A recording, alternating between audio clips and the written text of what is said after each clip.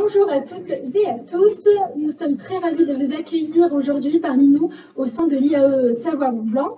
Je tiens à vous remercier tous très chaleureusement, étudiants, professionnels, internes et externes, de votre déplacement pour assister à cette masterclass. Bienvenue à vous.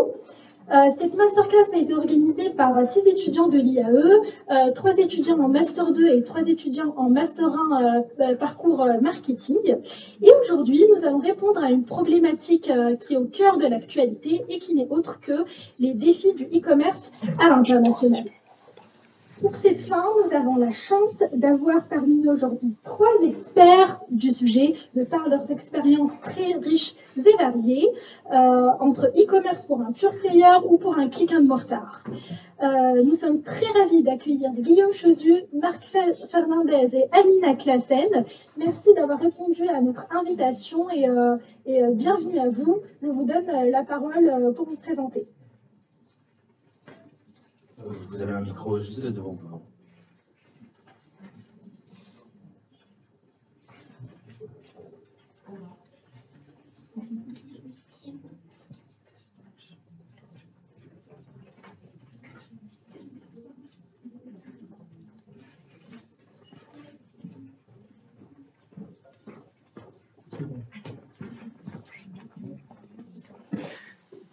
Un, deux. Je commence. Bonjour à tous. Guillaume Chosu. J'ai 43 ans. Deux petites filles. Et je travaille chez Maped à Argonay depuis début 2019, depuis un peu plus de 3 ans. Chez Maped, je m'occupe de la stratégie digitale au niveau du groupe. Donc on est un groupe avec 15 filiales dans le monde et on est présent dans 120 pays. Mais pour ce qui est du e-commerce, on est surtout développé sur nos filiales. Tout va bien. Du coup, je m'occupe aussi de la communication de marque pour Maped. Et avant de rejoindre Maped, j'ai travaillé pour le groupe Hachette Livre pendant 13 ans. Je me suis aussi occupé des fonctions de marketing et digital. J'ai travaillé en particulier avec en France et pas mal international. J'ai passé beaucoup de temps au Portugal, en Espagne et au Brésil, à travailler sur des lancements de sites e-commerce justement. Donc je suis très heureux d'être ici aujourd'hui avec vous pour partager un peu de ces expériences. Et je vais laisser la parole à Marc. Marc Fernandez, je suis directeur général du groupe Mobilis. Ça fait plaisir d'être ici, parce que j'étais développeur, ça fait 20 ans. J'étais étudiant ici. Le groupe Mobilis, on fait de l'accessoirie informatique, c'est-à-dire on fait des coques de vos téléphones portables, de vos tablettes, vos sacoches et sacs à dos pour vos PC. Mobilis est basé donc à Annecy, au parc Mobilis, c'est une PME d'une centaine de personnes. Mon parcours, moi je suis un vendeur. Je fais de la vente depuis 20 ans. J'en ai fait en France, en Espagne, dans pas mal de pays.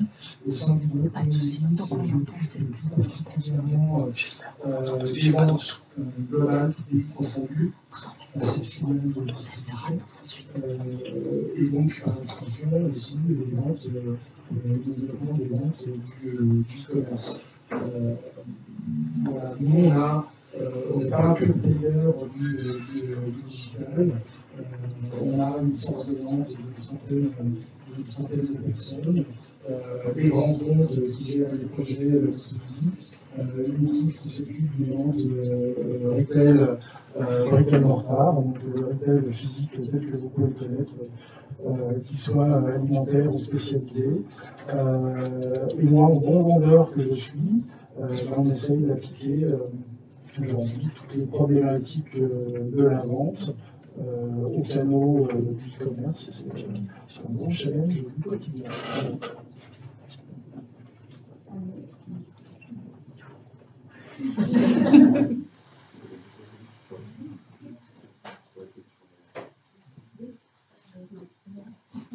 Allô? Oui. Donc, je m'appelle Amina Klazen, je suis d'origine allemande, arrivée en France en 2010 pour ma première expérience professionnelle dans le domaine de l'e-commerce. Donc, on va dire, les challenges culturels, je les vis depuis 10 ans tous les jours. Du coup, en arrivant en France pour ma première expérience dans l'e-commerce, j'ai intégré une marque américaine de vêtements de sport, Patagonia. Et ensuite, dans mon parcours professionnel, j'ai eu la chance de voir l'e-commerce à l'international, on va dire de l'intérieur et sous différents aspects. Je suis passée par le service client, par la création de contenu et aujourd'hui, depuis 4 ans, je suis traffic manager chez Iminza. Iminza, c'est un site de vente en ligne, donc un site e-commerce pure player de déco maison et meubles, numéro 1 de la vente en ligne déco de Noël en France. On est au Parc Téglaisin, donc pas loin ici avec notre bureau.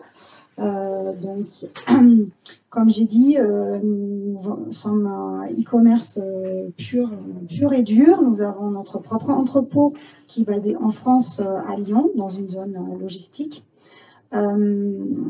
Iminza existe actuellement en 5 pays. Donc la France, le plus gros marché. Ensuite, nous avons Italie, Espagne, Allemagne et les Pays-Bas. L'international est en pleine croissance et nous avons la volonté de développer davantage l'international. Donc, dans mes responsabilités en tant que traffic manager, je fais venir les gens sur le site. Et aussi, je suis en charge de l'ouverture des nouveaux pays, justement. Et dont, par exemple, un de mes projets actuels, c'est l'ouverture d'un site de vente en Suisse. Un site qui existerait en 3 langues, les langues parlées en Suisse, avec la monnaie en francs suisses et la livraison transfrontalière en Suisse. Donc, je suis super contente d'être là, de pouvoir participer. C'est ma première masterclass et aussi, je m'excuse d'avance pour les petites erreurs de grammaire, etc. Il n'y a pas de souci, merci beaucoup. Merci à tous les 3 pour votre présentation et on vous remercie encore une fois d'être présents avec nous. Pour vous mettre un peu plus dans le contexte, on va d'abord définir ce qu'est le e-commerce à l'international. On a une petite définition qui s'affiche au tableau. Donc du coup, le e-commerce à l'international, ça représente l'ensemble des transactions commerciales qui s'opèrent à distance par le biais d'interfaces électroniques et digitales et dont les livraisons se font hors du pays d'origine. Le e-commerce international, c'est vraiment un sujet d'actualité qui n'a cessé de croître ces 2 dernières années. En effet, avec les années difficiles du Covid qu'on a vécues en 2020 et 2021, on a vraiment remarqué beaucoup de changements dans le comportement d'achat des consommateurs, avec la fermeture d'une grande majorité des magasins en physique et des commerces non essentiels. Le e-commerce a pris le relais pendant ces 2 années. Les achats en ligne se sont multipliés, d'où la nécessité pour les marques de s'adapter à ces nouveaux modes d'achat. Et de ce fait, une augmentation des ventes en e-commerce international s'est fait également remarquer. Pour vous donner quelques chiffres, pour que ce soit un peu plus clair pour vous, les ventes en ligne dans le monde en 2021, c'était 5 000 milliards de dollars. Et on estime qu'en 2025, elles atteindront 7 500 milliards de dollars, soit une augmentation de 50%. Et aujourd'hui, 2 tiers des commerçants français vendent leurs produits et leurs services hors de France. Donc c'est vraiment un sujet qui touche une majorité des entreprises. Et donc, pour ces entreprises-là, il y a donc de forts enjeux et des véritables défis à relever. C'est oui, Baptiste, tu as parfaitement raison. Le monde de l'e-commerce à l'international.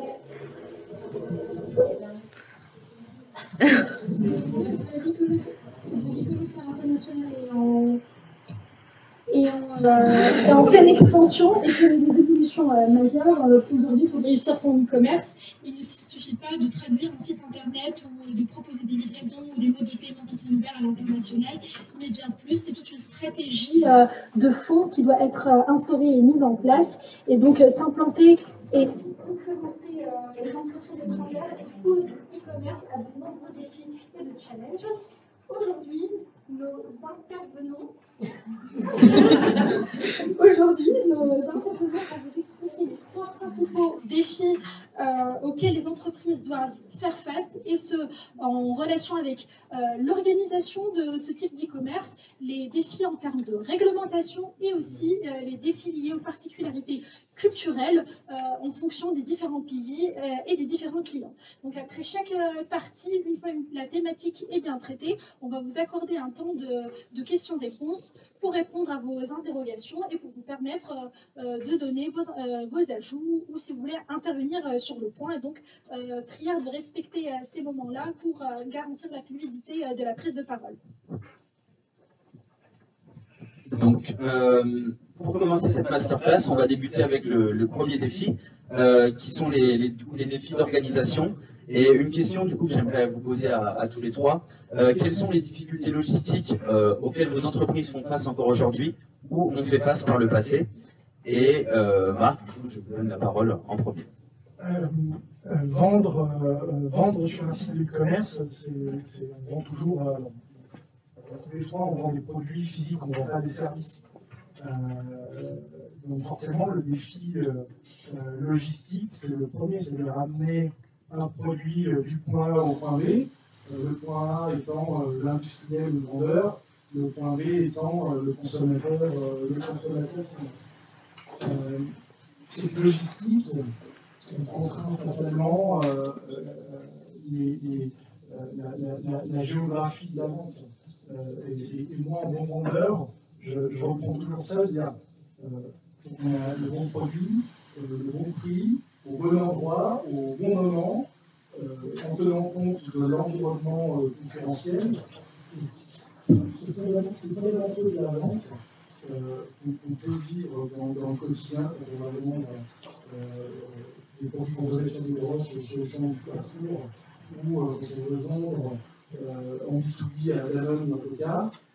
Ces fondamentaux-là ne changent pas. C'est strictement le même de vendre un produit via un canal de e-commerce ou un flux à destination d'une entreprise physique. C'est strictement la même chose. Il faut amener le produit au bon endroit, au bon moment. Il faut stocker le produit, il faut préparer le produit, il faut prendre un paiement ou pas tout de suite et le livrer. Donc le défi de logistique contraint fatalement la distribution.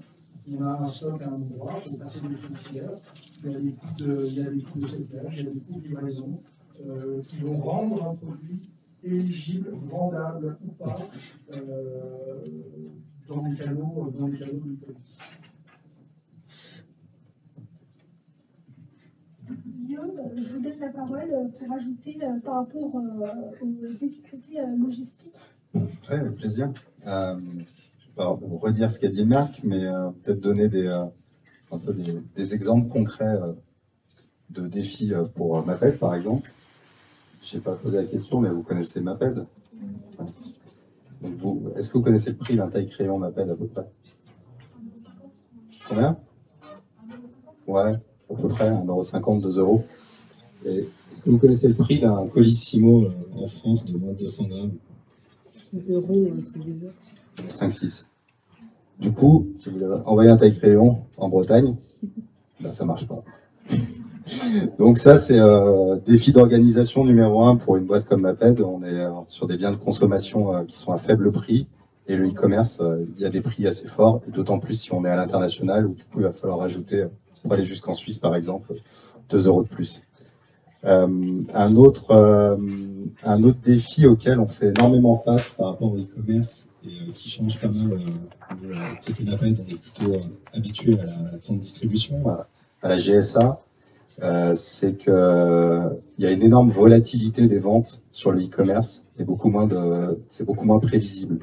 Donc toute la chaîne logistique est impactée en fait. C'est-à-dire qu'en grande surface, chaque année, Carrefour ou Leclerc, ils nous prennent à peu près 150 références de nos produits et on sait à peu près combien ils vont vendre de chacun de ces produits. Ils nous passent commande 6 mois avant, on a 4 mois d'approvisionnement et tout se passe bien. Amazon, au niveau de l'Europe, ils peuvent nous passer une commande pour la rentrée des classes 2 semaines avant. Et un produit qu'on n'avait pas vu venir, d'un coup, il peut multiplier ses ventes par 100 et un autre produit peut s'arrêter complètement. Du coup, avec 4 mois d'approvisionnement, on est complètement dépourvu. Donc ça, c'est le deuxième gros challenge. Et j'en ai un troisième, c'est qu'on vit encore une fois côté Maped, c'est l'art des petits paquets. C'est-à-dire que en grande surface, encore une fois, notre modèle historique, c'est de livrer un carton avec 25 tailles crayons à 1,50 €, des bleus, des rouges, des verts, des jaunes, tous mélangés. Le jour où on transfère cette offre en e-commerce ou à l'international, d'un coup, on n'a plus un code barre pour 4 couleurs différentes. On multiplie par 4, en fait, tous nos flux et toutes nos logistiques. Donc voilà, le e-commerce, c'est pas mal de sens de détail au niveau de l'organisation. Merci. De rien. Merci beaucoup pour votre partage d'expérience. Alina, je vais vous donner la parole si vous voulez compléter. Oui, du coup, la situation de mon point de vue est un petit peu différente par rapport à ce qu'on a pu entendre de Marc et Guillaume. Nous sommes dans un pure player et en fait, notre distribution se passe uniquement via notre site internet. Et en fait, tous nos dispositifs logistiques sont prêts pour la vente en B2C, donc aux consommateurs uniques. Et nous possédons notre propre entrepôt, comme j'ai dit, qui en France, nous avons une seule entité, donc en France. Du coup, par rapport à même ce que j'ai pu entendre dans nos échanges qu'on a pu avoir avant en préparation, c'est que nous, on n'utilise pas d'autres canaux de distribution. On ne passe pas par Amazon, on n'est pas obligé, on n'est pas contraint de passer par d'autres prestataires. Parce qu'en fait, on a notre entrepôt et puis en fait, on livre depuis la France, en France et à l'international. Donc j'ai l'impression que du coup, ça réduit certains défis qu'on peut avoir et surtout que dès le départ, notre site est prévu pour la vente au consommateur final. Néanmoins, j'ai quand même deux défis quand même auxquels on fait face que je peux citer.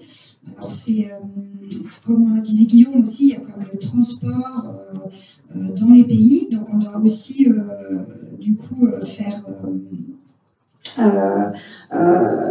on doit utiliser des transporteurs locaux pour chaque pays. Donc, du coup, on a des contrats avec des transporteurs pour l'Italie, l'Espagne, la France, l'Allemagne, etc. Et le coût de livraison et le délai de livraison est bien sûr pas le même si je livre en France ou si je livre jusqu'au sud de l'Espagne ou en Allemagne. Donc, du coup, en fait, les coûts de transport sont plus importants, les délais aussi. Par exemple, aujourd'hui, on ne peut pas proposer une livraison express dans les pays à l'international. On l'a pour la France, mais on l'a pas à l'international. Et on vend aussi des produits de Noël dans la déco de Noël. La déco de Noël, il y a une date butoir. C'est que si ça n'arrive pas, on va dire au plus tard le 24 décembre, et encore normalement le sapin de Noël en France, je vais en parler tout à l'heure, en général il est quand même préparé plutôt autour du 1er décembre. C'est pas le cas dans tous les pays, mais voilà. Et du coup, si le sapin, les gens ils se décident 3 jours avant et ils peuvent pas l'avoir pour le 1er ou le 15, ils vont commander ailleurs, ils vont commander sur un site qui est capable de livrer en express, en 24 heures par exemple. Donc pour éliminer ce défi, nous commençons une stratégie par exemple de créer des entrepôts dans chaque pays, donc des entrepôts régionaux. On a fait un test avec l'Italie, donc maintenant par exemple on a ouvert un entrepôt en Italie pour pouvoir livrer moins cher et plus rapidement les produits en Italie. Donc on essaye justement de réduire ces petits points de blocage, ces petits points de friction. Et un autre exemple quand même, côté logistique organisationnel, c'est l'ouverture de la livraison en Suisse, même pour un pure player comme nous, qui a notre propre entrepôt. En fait, il y a des dispositifs logistiques à prévoir qui sont supplémentaires du fait qu'on passe une frontière et il y a un dédouanement à faire des produits. Donc, il y a plein d'informations, des données qu'on doit transmettre. Le code douane du produit, d'où vient le produit, quelle est la matière, le poids exact. Si le poids exact du produit que nous on indique au transporteur n'est pas le bon, alors s'il passe la frontière et là il est pesé et c'est pas le bon, c'est compliqué pour la livraison. Donc potentiellement on doit, par exemple, pour donner quelques exemples très concrets, en fait là on est en train de réfléchir ou regarder pour un implémenter une nouvelle palette à notre entrepôt pour pouvoir livrer en Suisse. Donc voilà, ça c'est un exemple du coup qui est unique pour nous, puisque le reste des livraisons se passe en Union européenne. La différence entre EMINSA, MAPED et Mobilis, c'est bien de préciser. Ouais, on gère la logistique de manière très différente. EMINSA détient le savoir-faire de sa logistique, prépare ses produits, prépare les commandes et livre le client et les utilisateurs finaux. Chez MAPED, il y a un contrat notamment direct avec Amazon, qui est un contrat vendor, c'est-à-dire MAPED, son client c'est Amazon. C'est pas le client final chez lui derrière son PC, le client c'est Amazon. Donc c'est vendre à un retailer, qui va stocker les produits et essayer de les vendre au consommateur final. Nous, Mobilis, on a une taille d'entreprise qui est inférieure à celle de MAPED, la partie logistique est traitée notamment, sur l'exemple d'Amazon, via un contrat qu'on appelle seller, c'est-à-dire qu'on va sous-traiter notre logistique à Amazon, ce qu'on appelle Amazon FBA, c'est-à-dire qu'on va aller déporter du stock chez Amazon, dans les entrepôts logistiques d'Amazon, et ensuite nous, c'est de notre ressort de vendre les produits, de les mettre sur le marché, donc via les différentes plateformes Amazon. On met le produit sur le marché et Mobilis vend les produits. On ne les vend pas à Amazon. On achète de la prestation de service chez Amazon, qui est une prestation de préparation de commande, de logistique, de marketing, de mise en avant des produits. Enfin, je ne fais pas la liste de tout ce que peut proposer un retailer de ce type-là, mais vous avez 3 configs qui sont très très différentes en termes de logistique et en termes de challenge, c'est pas du tout les mêmes. Nous, typiquement, quand on déporte de la logistique chez Amazon, on a des contrats qu'on appelle de rotation de stock. Si nos produits sont plus de 3 mois chez eux, d'un seul coup, le prix de la palette de stockée fait x5. C'est extrêmement compliqué, donc il y a aussi beaucoup de travail statistique sur les ventes. On se doit mettre en stock les bonnes références produits dans la bonne quantité sur un historique de vente. Alors forcément, quand on lance un produit, on n'a pas d'historique de vente, mais le défi logistique est là, c'est un défi de rentabilité derrière tout ça. C'est-à-dire mettre que les bons produits au bon moment, ceux qui se vendent. Il y a aussi de la saisonnalité. Typiquement, nous, le code de téléphone, sorti d'iPhone 13, le code d'iPhone 13. Et ce coup, il y a d'autres références produits qui viennent de facto obsolètes. Donc, le défi logistique, c'est un truc qui est clé parce qu'il drive beaucoup la rentabilité de l'ensemble. Nous, sur la logistique, on a aussi un peu player, et Amazon, c'est pas le seul vendeur e-commerce, c'est l'un des principaux. Il y en a beaucoup dans chaque pays, si on prend l'exemple de France, l'Union européenne, c'est ses discours, et ainsi de suite. Il faut aussi, final partie, on vend à travers ces plateformes-là. Et la difficulté, c'est aussi de mettre en vente les produits sur ces plateformes. Donc à chaque fois, on démultiplie le nombre de références et potentiellement le stock en fonction du nombre de marketplaces. Donc 10 marketplaces égale 10 références produits. Enfin, on duplique 10 fois, on gère 10 problématiques de prix différentes, on gère 10 problématiques de livraison différentes, qui sont chacun des cahiers des charges particuliers. Donc la logistique, c'est un vrai nœud technique, et on ne sait pas se déplacer cette problématique à l'international le temps que la problématique logistique n'est pas résolue. C'est-à-dire qu'aller à l'international, c'est d'abord amener un produit au client, donc résoudre de la logistique. Et où vraiment, quand on a même échangé avant, moi j'avais l'impression que c'était assez, de notre côté, ça me paraissait assez simple ce qu'on fait, parce que bon, on a France Express, Colissimo, on a DPD, donc pour la main par exemple, qui arrive à notre entrepôt tous les jours, avec leurs camions qui récupèrent les palettes, qui les livrent dans le pays. Et on n'a aussi pas besoin de prévoir du stock pour des revendeurs, puisque nous ne passons pas par d'autres vendeurs.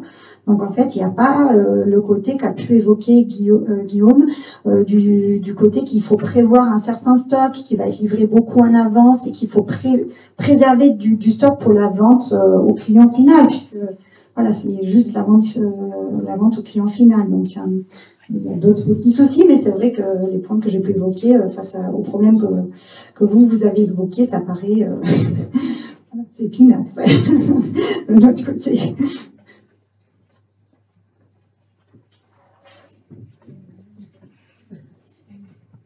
Normalement, ça doit être tout bon. Donc, maintenant, on passe à une petite session questions-réponses pour répondre à vos questions par rapport aux défis de réglementation, les difficultés logistiques que les entreprises peuvent rencontrer quand ils veulent lancer leur e-commerce à l'international. C'est à vous.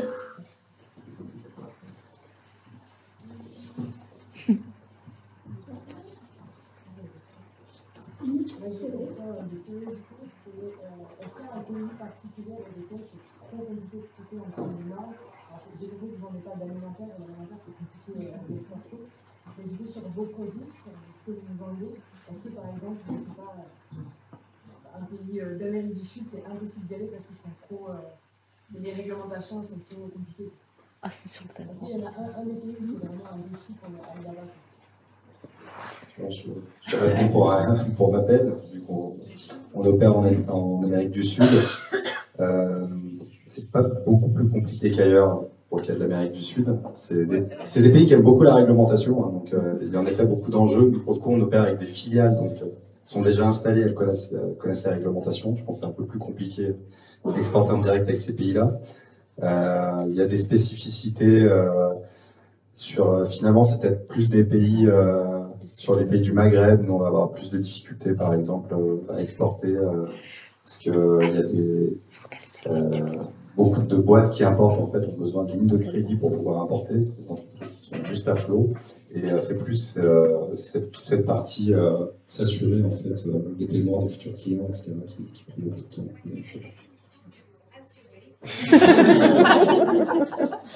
On peut écouter.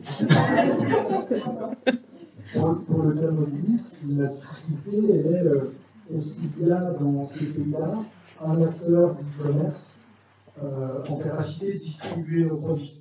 La difficulté n'est pas tellement réglementaire au final, parce que pour nous, on vend des produits simples qui ne sont pas très réglementés, hormis sur leur composition chimique, mais est-ce qu'il y a dans le pays un acteur d'e-commerce en capacité de générer des volumes, et est-ce que c'est rentable pour nous d'aller déporter un stock localement pour pouvoir adresser ce marché? C'est un vrai calcul économique. Nous, notre stock principal est en France. Si demain on doit ouvrir un pays de l'Amérique latine, il y a des barrières économiques, du transport, il faut quelqu'un qui gère tout ça sur place parce qu'il y a une adaptation culturelle locale. Donc, pour nous, ce n'est pas tellement réglementaire, c'est un vrai calcul économique, rentable par rentable. Alors, rentable par rentable, c'est on investit ou pas, mais c'est vrai, c'est un vrai calcul économique.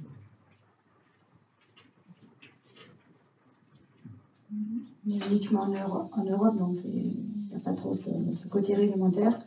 Mais là où vraiment c'est plus compliqué quand même, c'est les pays où il y a les douanes à passer, où il y a une autre monnaie. Donc là actuellement, la Suisse a très envie d'ouvrir le site en Suisse, mais c'est quand même un beaucoup plus grand défi que pour tous les autres pays.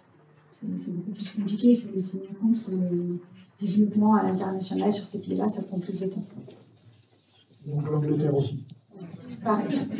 Dès qu'il y a aussi une monnaie, monnaie, une frontière, des droits de douane, une logistique spécifique. Un Brexit.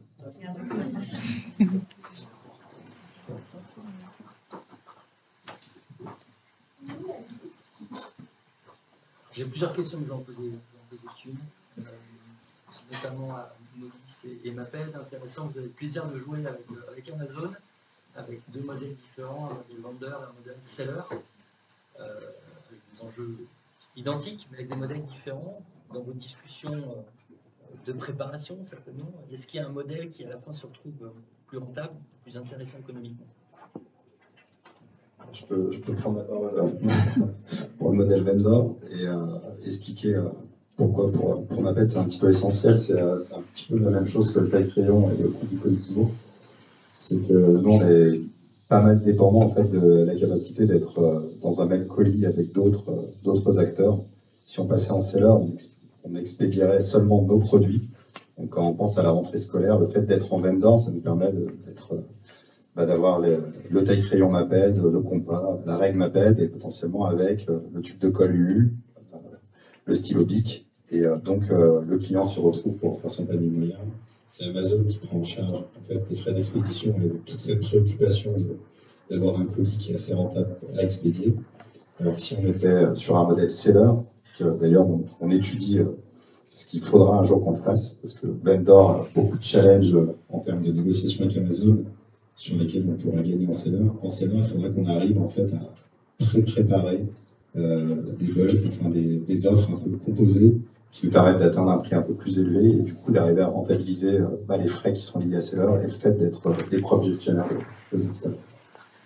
Pour notre part, on a fait tourner. Hein. On a démarré avec un contrat pan-européen vendor avec Amazon et au bout d'une année, on s'est retiré de ce contrat.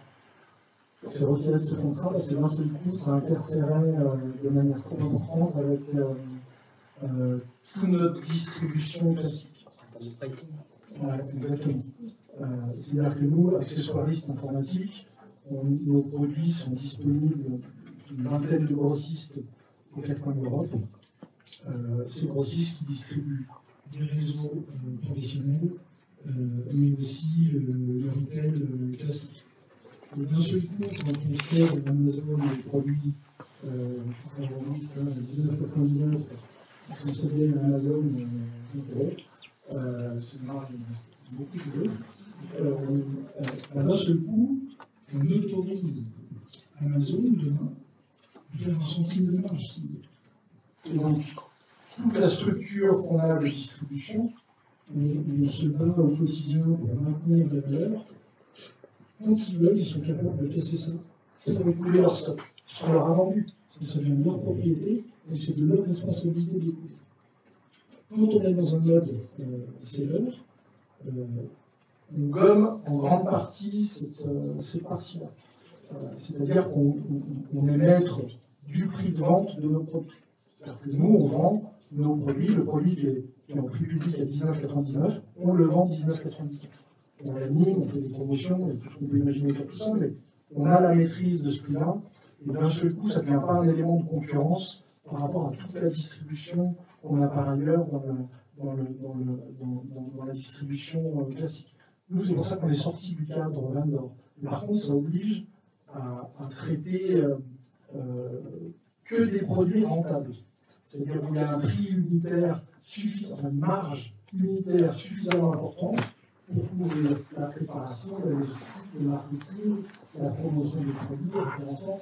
Et donc, comme on fait des produits de trop faible valeur, de faible valeur de marge, sont des facteurs. Merci.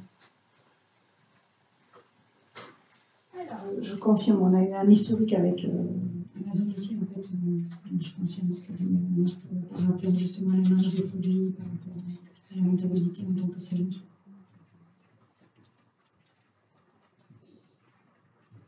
Maintenant, on passe au...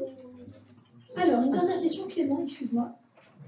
Est-ce que du coup, pour s'appeler Amazon, ça vous oblige à être clair avec le produit, vous voulez d'avoir un peu de stock, ou vous êtes obligé un peu d'avoir des stocks suffisamment ou pas? Je crois que c'est comme dans tous les business. Hein. C'est le boulanger à 19h, s'il ne peut plus le lire, il ne vend plus le lire. Si on a un peu en stock, il continue à en vendre jusqu'à 20h. La gestion du stock, qu'elle soit pour le retail classique ou pour le e-commerce, c'est un moment, si on veut vendre, il faut du stock. Donc, c'est juste en fait l'historique statistique qu'on a. Donc, il se travaille au fil de l'eau, au fil du temps. Sur la partie retail, on a des années d'historique. Donc, on sait ce qu'on vend, on connaît les saisonnalités, C'est à peu près le même outil, on a une projection de croissance. Mais là, c'est vachement plus difficile avec des e-commerce, parce que c'est hyper fluctuant. Et puis, il y a des produits d'un seul coup, pourquoi ça marche d'un seul coup, ça s'arrête. Et c'est un peu déstabilisant, mais ça fait partie du risque global de l'entreprise que de gérer du stock, parce que le stock, dans tous les cas, il y a pas de vente. Donc, on est obligé d'en avoir.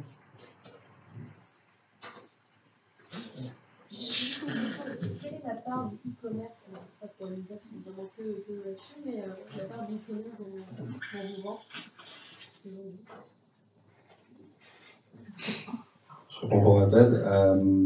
Le e-commerce, l'année dernière, ça représentait 8% des ventes du groupe. Et en 2018, ça représentait 3%. Donc, ça donne une idée de la croissance et on espère en 2025, cet horizon-là à peu près être à 15% des ventes. Nous, c'est un peu moins de 2% aujourd'hui, c'est double chaque année. Voilà. Merci beaucoup pour vos interactions. Maintenant, on passe au deuxième challenge, la deuxième thématique, et qui est la réglementation. Donc, je pose la question à nos intervenants. Est-ce que les lois réglementaires applicables en termes de e-commerce sont-elles facilement respectables? Et on sait que c'est un monde qui subit des mutations tous les jours. Donc, forcément, il y a de nouvelles réglementations qui s'instaurent. Est-ce que, par exemple, Guillaume, vous trouvez des difficultés à les suivre? Pas du tout.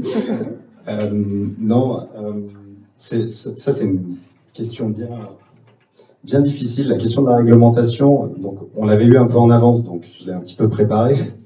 Mais pour y répondre, je vais m'autoriser un petit détour en fait, parce que je pense que c'est intéressant de donner un peu de contexte. Et je pense que vous connaissez tous les grands noms de la tech internationale. Ces entreprises, si on pense à Google, Amazon, etc., elles vivent selon le principe de winner takes all.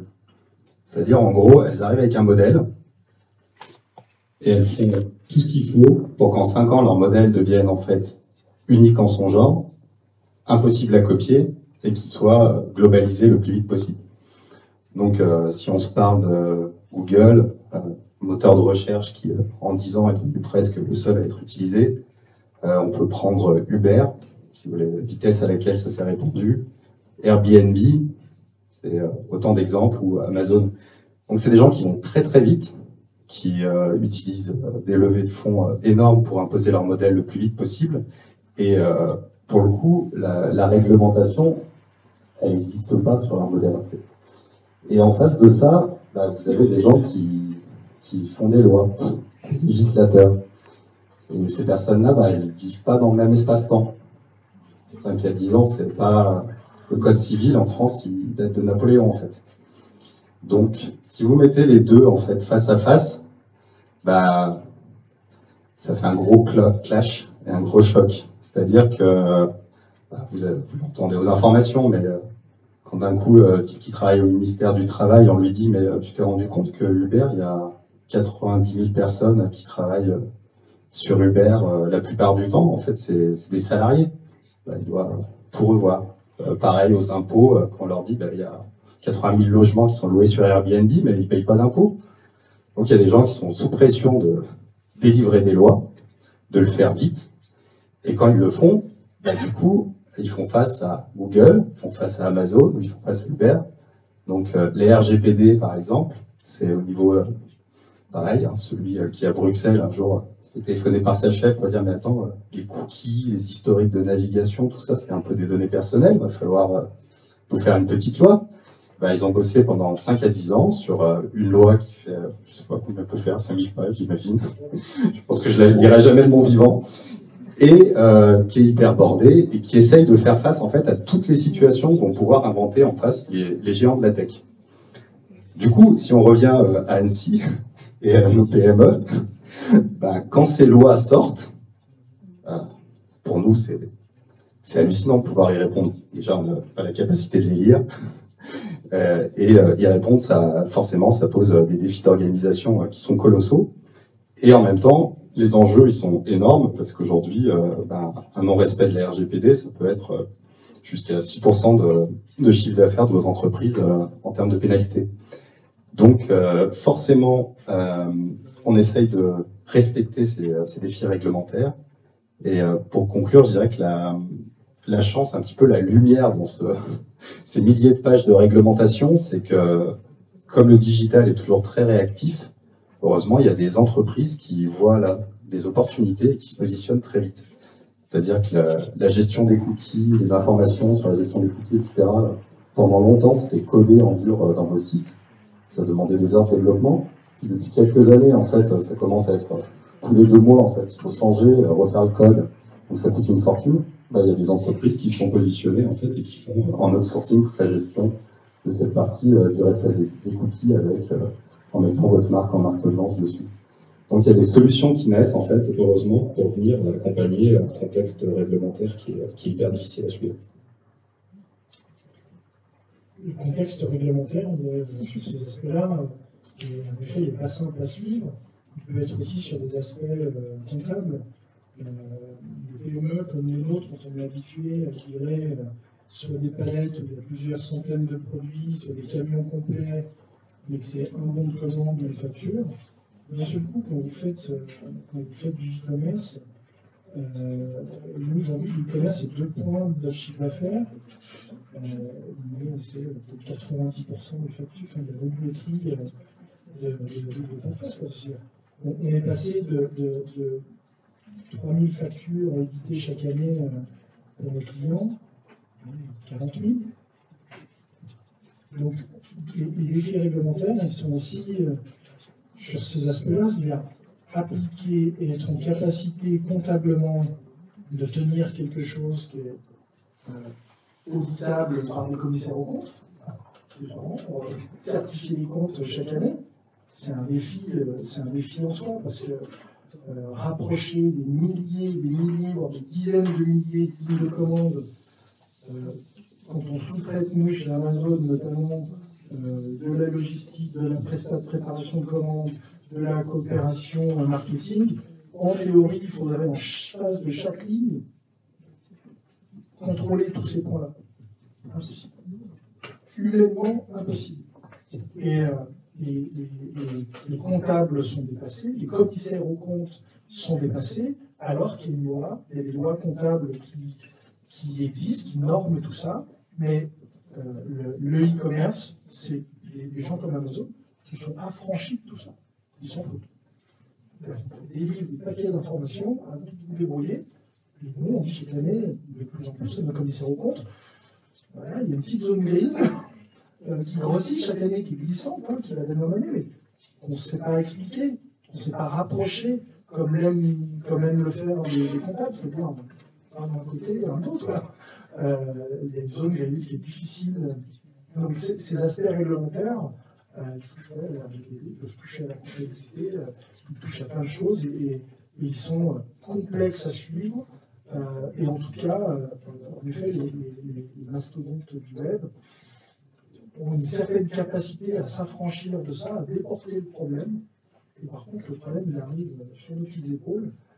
Et à un moment, on est dans des zones, clairement dans des zones de risque. Parce qu'on ne sait pas les traiter. En fait, il y a des boîtes de soft qui traitent ça, qui prennent ces problématiques, qui agrègent les données, qui essaient de le faire, mais c'est toujours fatalement avec un petit temps de retard. Et puis le législateur, lui, n'a pas encore imposé à tous ces mastodontes de dire non.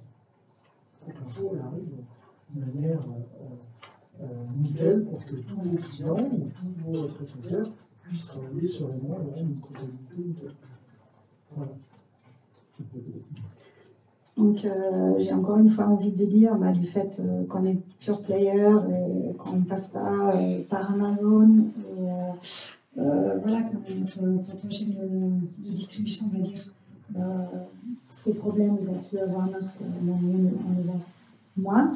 Par contre, là où vraiment il y a un grand défi pour nous, justement, en tant que pure player, c'est sur la RGPD aussi. Donc je rejoins Marc totalement. Donc on est uniquement connu, on est un site, on n'est pas une marque, hein, on est un revendeur, donc on vend plein de produits différents via notre site internet, on est un magasin. qui n'est pas connu. Donc le seul moyen de faire venir les gens sur notre site, c'est de les faire venir en web. On ne peut pas les faire venir, les gens ne connaissent pas notre marque. Donc le trafic qui vient sur notre site, il vient à 70% de Google, entre autres. Donc on fait des campagnes publicitaires sur Google, sur YouTube, aussi sur les réseaux, mais c'est essentiellement Google. Et donc en fait, afin de pouvoir faire ces campagnes publicitaires avec succès, en fait, on est obligé on a besoin de suivre les données, d'avoir une vue sur en fait, les gens qui ont, enfin pas les gens, mais on a besoin de connaître des statistiques sur les clics, sur nos publicités, sinon tout notre modèle qu'on a nous en tant que pure player tel qu'on est organisé aujourd'hui, on ne peut pas le faire fonctionner. Donc en fait, on est quand même largement touché par les tout derniers changements de la RGPD, où en fait, la protection des données est plus importante et le suivi de certaines données devient plus compliqué. Et en fait, voilà, comme l'a dit Marc, heureusement qu'il y a des prestataires externes, justement. Donc là, de tout ce que je parle, c'est justement les cookies sur les sites. Hein. Donc on est à 100% dépendance des cookies qui sont implémentés sur le site. Si les cookies ne sont pas acceptés, on n'a pas la visibilité sur la performance de nos campagnes publicitaires. Donc nous, on est vraiment dépendants sur cette acceptation des cookies. On fait des tests, on met en place différentes solutions pour faire face à cette réglementation.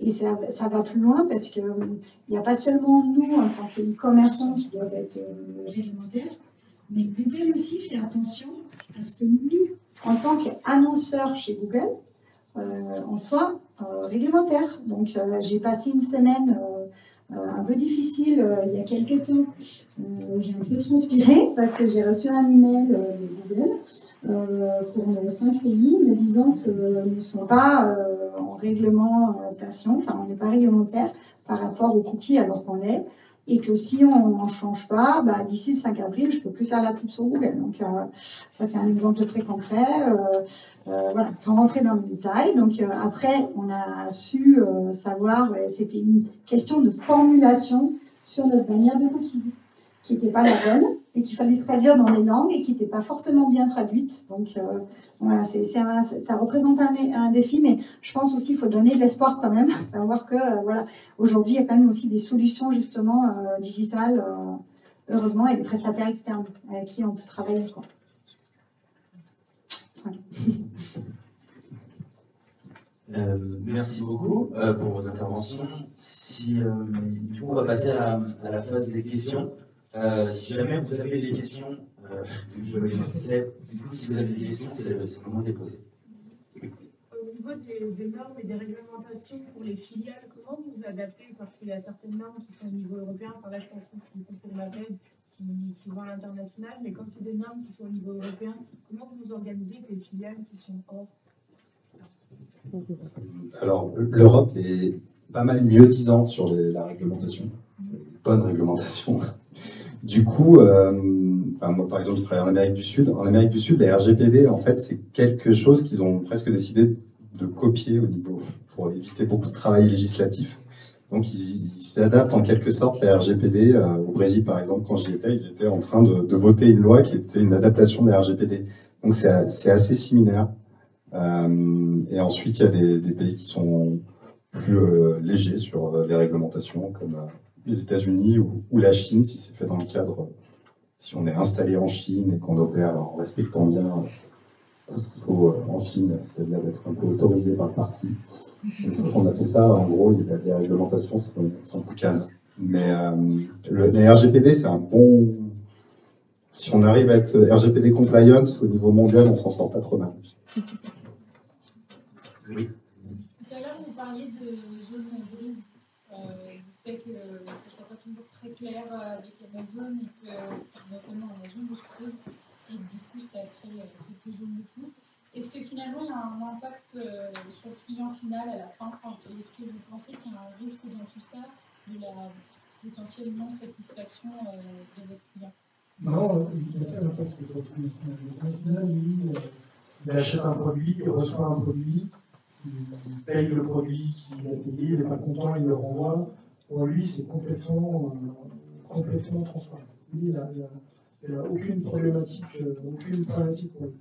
La problématique, elle est dans la gestion très opérationnelle de ce qui se passe dans l'entreprise et du relationnel entre le vendeur et potentiellement le logisticien qui va relivrer pour le compte d'autres marketplaces. En effet, ce flux-là, il est tellement important, notamment les politiques de retour. Les retours produits, c'est 2,5% des produits qui sont retournés parce que pas content, parce que pas de bon produit, parce que j'ai le droit de changer d'avis, donc je l'utilise. Et en fait, ces politiques de retour-là, tracées, très compliquées. Donc, la comptabilité, qu'elle soit stock ou financière, il faut tracer tout ça.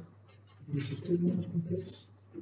C'est-à-dire qu'il faut aller à la ligne, au détail, des milliers de lignes, rapprocher, parce qu'on peut commander un produit en mois, puis le retourner le mois d'après. C'est des états de rapprochement qui sont complètement dingues. Donc, c'est ça la zone grise. Il y a une sorte de petit flou permanent et puis on fait avec. On prend le risque de faire avec. Oui, merci.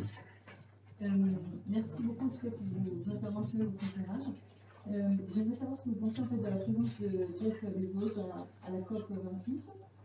Et plus sérieusement, je voulais savoir comment vous intégrez en fait les logiques de développement durable avec votre politique e-commerce, voilà, surtout au niveau de la paix, on sait que vous avez une forte politique environnementale et sociétale. Voilà, donc comment vous arrivez en fait à concilier tout ça pour avoir une profitabilité en même temps en travaillant sur le niveau de Belle question. Pas très rare.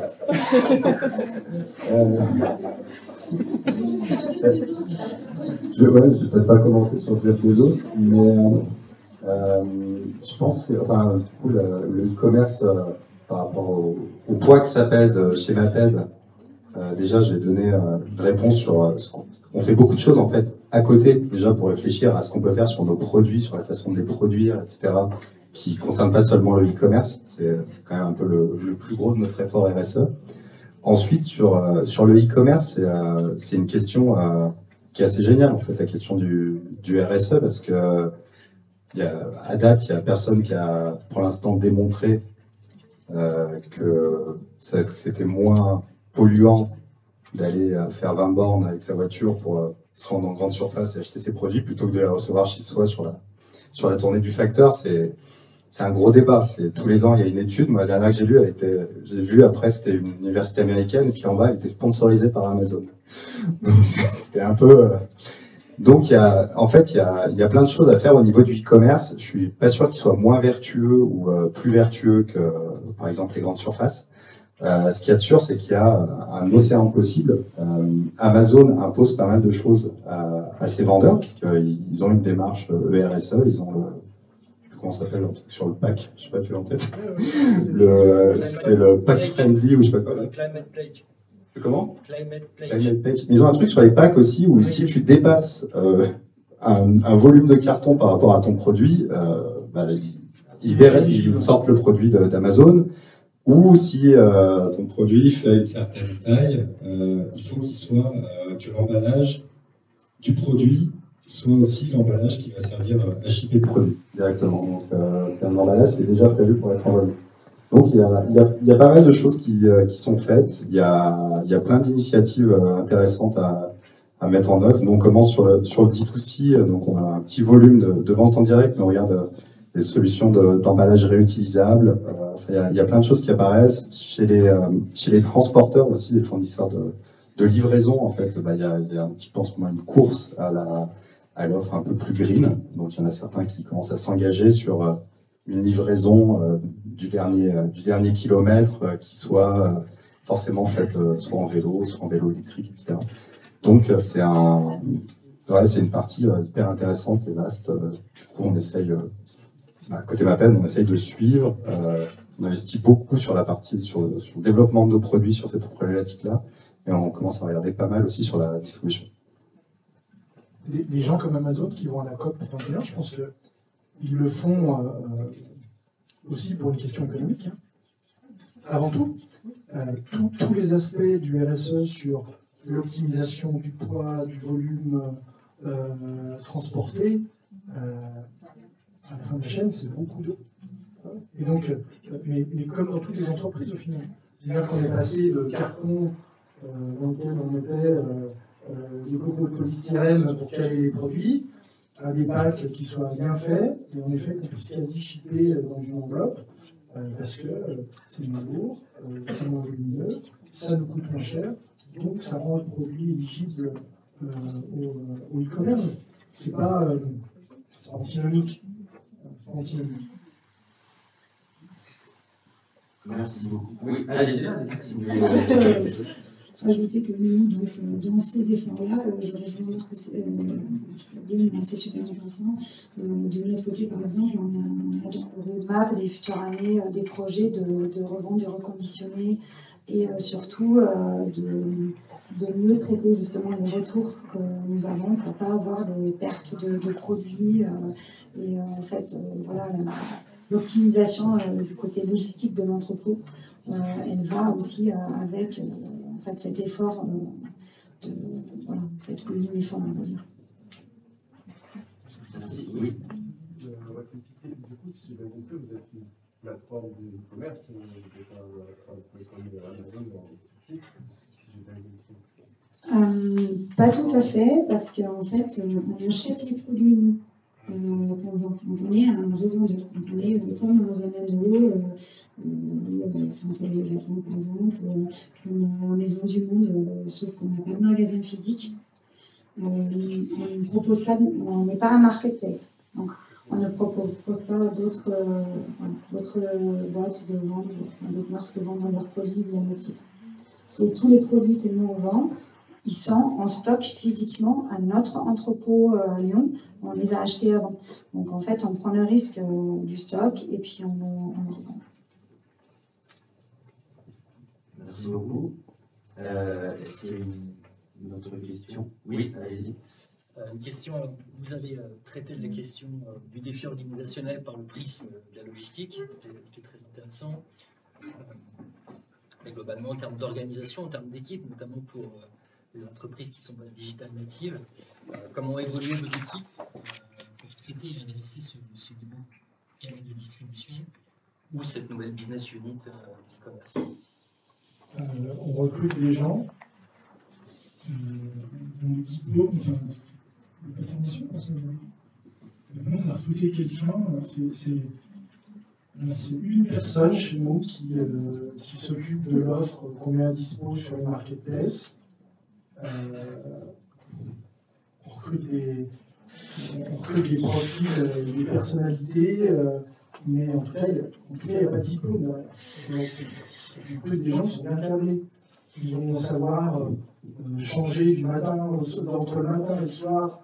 La problématique a fait déjà évoluer, qui sont en capacité d'intégrer ça. Donc ça, c'est la première chose. On a recruté quelqu'un qui est dédié à ça, qui a fait quelqu'un qui est multiculturel, qui est colombien, qui a été en Angleterre, qui est en France, qui maîtrise pas mal de langues, donc qui a l'habitude de subir du changement et certainement de s'adapter. C'est vachement utile dans le métier au quotidien. Et puis après, on a, nous, ce qu'on appelle un agrégateur de marketplace, un logiciel, c'est-à-dire qu'on met nos bases de données, la sélection de produits qu'on met dedans, qui va être dispatché sur les différentes marketplaces dans les différents pays. Donc, la difficulté de ça, c'est que nous, c'est pas notre métier de base, on a un apprentissage permanent. Vous avez une personne? On a une personne qui est dans la sélection des produits, dans le calcul de la renta, dans l'optimisation des partenaires, la gestion des avis, la gestion des retours, beaucoup dans la statistique, forcément, la gestion du trafic. Aujourd'hui, nous, c'est une personne, parce que c'est une toute petite part de notre business, ça va grossir, ça grossit. Mais aujourd'hui, c'est une personne. Une personne, parce qu'il y a aussi des outils qui permettent que ce soit une personne en interface. À côté de ça, cette personne-là génère des incidences dans tous les services de l'entreprise. Logistique, marketing, finance, besoins liés à l'IT, elle consomme de la ressource, pour le coup, dans tous les services. Et par contre, c'est une personne en interface. C'est assez similaire. Je rejoins complètement Marc sur la dernière partie. Nous aussi, on n'a pas multiplié en fait les ressources, mais on a par contre les autres métiers qui changent à une vitesse folle et qui sont du coup, Marc parlait tout à l'heure des comptables qui doivent faire face aux zones grises d'Amazon, les métiers des gens qui travaillent en administration des ventes, ils évoluent à une vitesse, c'est ce que tu disais tout à l'heure, passe de 3 000 à 30 000 factures, du coup, les personnes qui les traitent, elles bougent beaucoup, donc c'est beaucoup aussi de formation de gens qui sont déjà là et qui voient leur métier en fait un peu bouleversé par cette problématique du e-commerce. Merci beaucoup pour vos questions. Merci aussi pour la question sur le RSE, qui est un sujet qu'on traitera par la suite. Pour continuer cette masterclass, dans un troisième temps, on va parler des défis culturels. Et du coup, j'ai une question pour vous, auquel j'aimerais que vous répondiez, Alina. Quelle est l'influence des particularités culturelles des consommateurs sur la gestion du commerce en ligne? Je pense par exemple à la gestion d'un site, du SEO, des offres produits ou des habitudes consommateurs, si jamais. Oui, alors j'avais amené des petits graphiques pour appuyer mon petit discours. Voilà, c'est juste. Premièrement, avant d'expliquer ces graphiques, c'est sûr, on peut se dire, c'est assez simple. Par exemple, pour nous, on a un centre logistique, on a un site en français. Je crée un site en allemand, par exemple, pour vendre en Allemagne. Ok, je fais un contrat avec la Deutsche Post. Et du coup, je traduis mon site. Ok, ça va prendre un certain temps, ça va peut-être me coûter de payer des traducteurs. Puis ensuite, il y a un site allemand. Et puis voilà.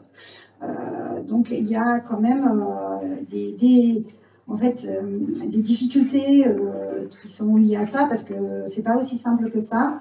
En fait, ce qui est important, c'est ce qu'avait dit Marc au début, c'est une question de vente et d'offres. Voilà. Il faut vraiment adapter pas seulement mon offre produit, mais aussi mon site e-commerce aux habitudes de consommation du pays et aux habitudes culturelles.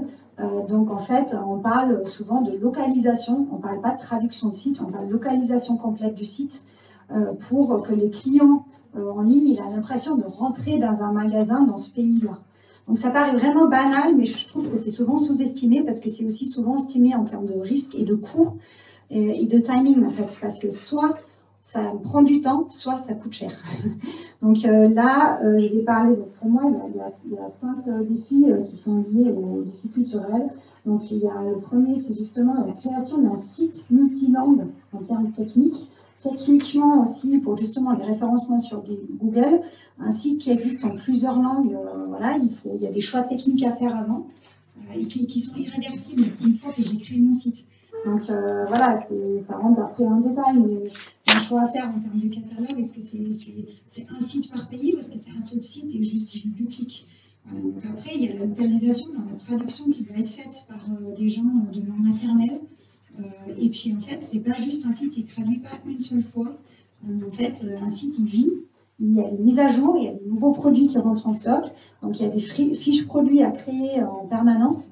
Et aussi pour le référencement sur Google, donc le SEO, en fait, il y a des mises à jour du contenu qui sont réguliers. Et donc, en fait, il y a des traductions qui sont à faire tout le temps, les newsletters, etc. Il faut que ça soit fait avec le bon langage. Ensuite, le troisième que je me suis noté, c'est l'offre produit qui doit être justement adaptée aux habitudes du pays. Donc, nous, on vend du linge de lit, sauf que les tailles, les dimensions des thés d'oreiller et des lits de couette, c'est pas les mêmes dans les pays. Donc ça, oui, ça peut être le même problème pour du retail habituel, hein, mais il faut en prendre compte. Ensuite, il y a la saisonnalité des produits, et du coup là j'ai un petit exemple, voilà, sur la graphique à droite. En fait, c'est des recherches qui sont faites sur Google, donc c'est un chart de Google Trends. Le bleu, c'est le mot sapin de Noël en allemand, et le orange, c'est sapin de Noël en France. Petit détail, en France, ça c'est des différences culturelles. En France, le sapin de Noël, donc c'est un produit qu'on vend nous, on vend des sapins de Noël artificiels, on vend des boules de Noël. Et en fait, en France, le sapin de Noël, en général, il est fait le 1er décembre ou dans la première quinzaine de décembre, parce que les gens gardent le sapin de Noël tout le mois de décembre à la maison. Donc du coup, pour nous, on a un site français normal, on fait des campagnes publicitaires pour des sapins de Noël fin novembre, avec un pic début décembre. J'arrête mes campagnes publicitaires le 1er décembre passé. J'exagère, hein, c'est pour vous donner une idée. Ensuite, en termes de logistique, c'est de la livraison des volumineux. Les sapins de Noël, pour les livrer, c'est assez grand. Donc, on prévoit des intérims à notre dépôt, surtout pour le 1er décembre, pour que les gens soient livrés leur sapin de Noël le 1er décembre. Donc, en fait, après, voilà, ça se percute sur plusieurs niveaux.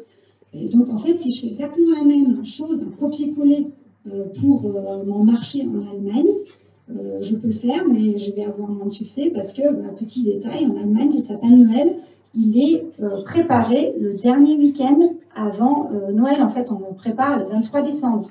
Donc, les gens, ils vont potentiellement acheter leur sapin de Noël le 20 décembre. Et ça, c'est les recherches qu'on voit, en fait.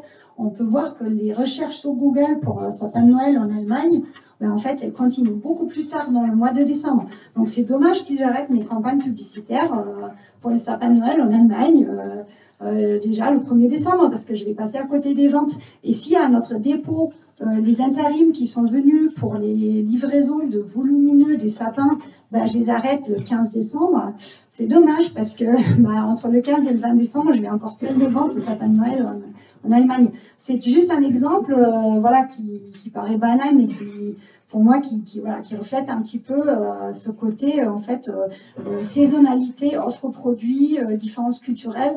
Donc, en fait, il faut une connaissance du marché. Après, c'est pas un grand défi. On peut faire des études, on peut avoir des expertises, on peut utiliser travailler avec des prestataires externes pour avoir cette expertise. Il n'y a pas de souci. C'est juste, ça prend du temps ou ça coûte. Voilà. Donc, il y a aussi donc un autre exemple juste à côté. C'est donc la répartition des modes de paiement. Donc là, c'est une prévision qui fait pour 2023. J'ai mis les sources en bas. En fait, voilà, les habitudes de consommation ne sont pas les mêmes. Et là, on parle plus de l'Europe, donc c'est encore très très différent, je pense, dans les autres zones, on va dire. Un petit exemple parlant. Donc en France, en bleu, le premier bleu, donc c'est la carte crédit. Donc les modes de paiement, bon, vous connaissez peut-être ces chiffres, mais voilà, c'est 70% des gens payent avec une carte de crédit. En Allemagne, la carte de crédit, en fait, c'est 8%. C'est du open invoice, donc ça veut dire que les gens en Allemagne, ils aiment bien payer sur facture, recevoir les produits, décider s'ils sont gardés ou pas, et ils payent ce qu'ils gardent. Donc, un taux de retour aussi beaucoup plus important dans le pays. Donc, du coup, ce sont quelques exemples des défis auxquels nous, on peut faire face. Voilà, aujourd'hui, en Europe, en fait, même dans les pays si proches, il peut y avoir des différences d'habitudes de consommation qui ont un impact, en fait, sur la stratégie de vente et sur toute l'entreprise. Voilà. La parole, Guillaume. Avec plaisir. Je pense qu'Alina a donné pas mal de défis culturels qu'on rencontre dans d'autres secteurs également. Il y a un côté, je voulais souligner, c'est qu'il y a aussi de grosses opportunités du côté culturel en fait. Ce qui est plus impressionnant, c'est peut-être les similitudes pour moi que les différences qu'on arrive à traiter. c'est qu'aujourd'hui, si vous cherchez, je sais pas, vous allez encore une nouvelle fois, peut-être en Amérique du Sud et que vous souhaitez ouvrir un site e-commerce, vous avez, en tant qu'Européen, vous avez les codes en fait. Vous connaissez déjà la plupart des logiciels.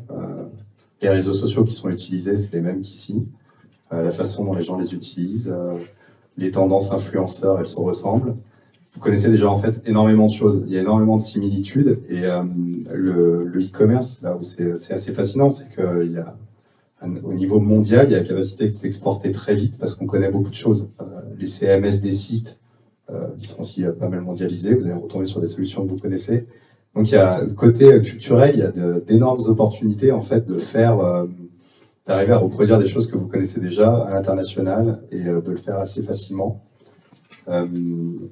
Et ensuite, il y a aussi vachement de richesse à regarder ce qui se fait international, parce que donc on utilise beaucoup les mêmes logiciels, les mêmes plateformes dans différents pays.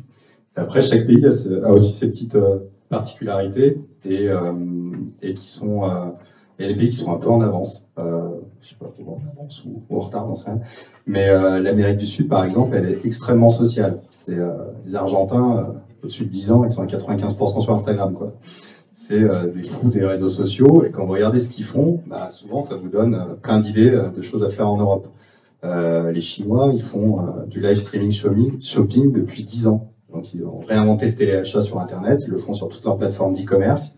Et quand vous regardez ce qui s'y passe, en fait, bah, vous voyez petit à petit, en fait, c'est en train d'arriver en France, en Angleterre, on voit que ça ressemble énormément.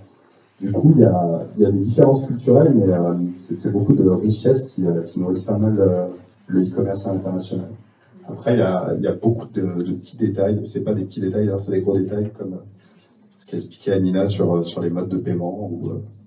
Il y a un exemple que j'aime bien, c'est le Japon, parce que les Japonais ont fait un site e-commerce au Japon. Faut d'abord parler de l'histoire du fondateur de l'entreprise avant de présenter votre premier produit, quoi. Ça passe par la belle histoire, et après on arrive au produit.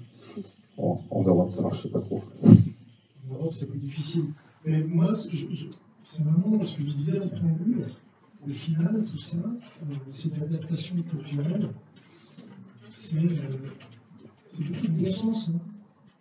C'est du bon sens qu'on pratique dans la vente au quotidien. C'est-à-dire qu'on va s'adresser à des personnes qui vont devoir décider, choisir un produit en face de produits concurrents.